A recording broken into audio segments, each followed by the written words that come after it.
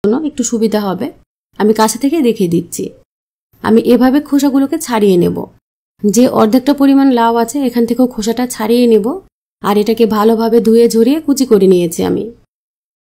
এরকম একটু মিহি কুচি করার চেষ্টা করতে হবে। আমি যতটুকু পেরেছি ততটুকু করেছি।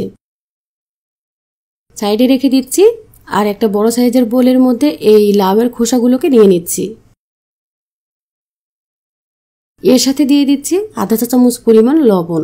লাউয়ের খোসাটা কুচি করার পরে একটু শক্ত মনে হয়, সেজন্য এটাকে আমি হাত দিয়ে একটু মেখে নিচ্ছি।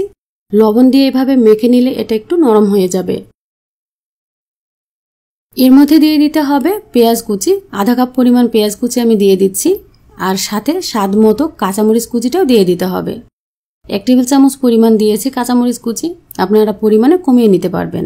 1 চিমটি পরিমাণ কালি জিরা দিয়ে দিলাম, সাথে দিচ্ছি আস্ত জিরা আধা চা চামচ পরিমাণ। বেকিং সোডা দিয়ে দিয়েছি আমি 1 চিমটি পরিমাণ। এতে করে আপনার এই টিকিয়াটা মুখে দিলে কিন্তু মিলে যাবে একেবারে। আদা রসুন আর জিরা পেস্ট 1 চা চামচ পরিমাণ দিয়ে সাথে আধা চা চামচ পরিমাণ ধনিয়া গুঁড়া দিয়ে দিলাম। এখন দিয়ে দিচ্ছি আধা চা চামচ পরিমাণ হলুদের গুঁড়া। চালের গুঁড়া দিয়ে দিচ্ছি 1/4 কাপ। এটা দিলে আপনার টিকিয়াটা অনেকটা মচমচে হবে আর খেতে দারুণ লাগবে। সাথে দিয়ে দিতে হবে বেসন। আমি এখানে হাফ কাপ পরিমাণ বেসন থেকে অর্ধেকটা দিয়েছি।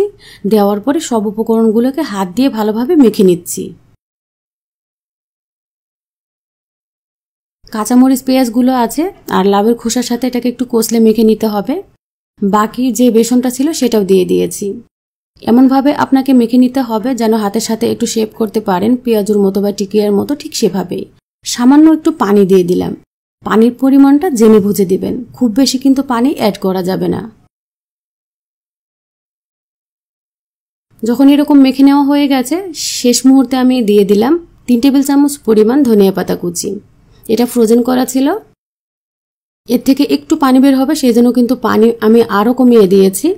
আপনারা ফ্রেশটা দিলে কিন্তু পানি ছাড়বে না। মেখে নেওয়া হয়ে যাওয়ার পরে আমি এখান থেকে কিছুটা নেওয়ার পরে হাত দিয়ে একটা বলের মতো তৈরি করেছি আর এটাকে টিকিয়া শেপ দিতে হবে। এরকম একটু চ্যাপটা করে নিলেই হবে। আমি আঙুল দিয়ে একটু চাপ দিয়ে চ্যাপটা করে নিয়েছি আর এভাবে তৈরি করে রাখছি। এর চেয়ে সাইজে একটু বড় বা ছোটও করতে পারবেন আপনারা। সবগুলোকে এভাবে তৈরি করে নিতে হবে। এখন এগুলোকে ভেজে নিতে হবে, সেজন্য তেল গরম করে নিয়েছি আমি। গরম তেলের মধ্যে একটা একটা করে লাউয়ের খোসার এই টিকিয়াগুলোকে ছেড়ে দিচ্ছি। সাবধানে কাজটা করতে হবে। চুলার আঁচটা তেল গরম করার সময় মিডিয়াম হাইয়ে থাকলেও এখন এগুলো দেওয়ার পরে মিডিয়াম লোতে দিয়ে দিতে হবে। তা না হলে কিন্তু উপরের সাইডগুলো কালার চলে আসবে, ভিতরে ভাজা ভাজা হবে না, তখন খেতেও ভালো লাগবে না। মিডিয়াম লো আছে এগুলোকে খুব ভালোভাবে ভেজে নিতে হবে। এখন আমি নিচের পিঠটা কালার হয়ে আসার পরে সাবধানে উল্টিয়ে দিচ্ছি। এরকম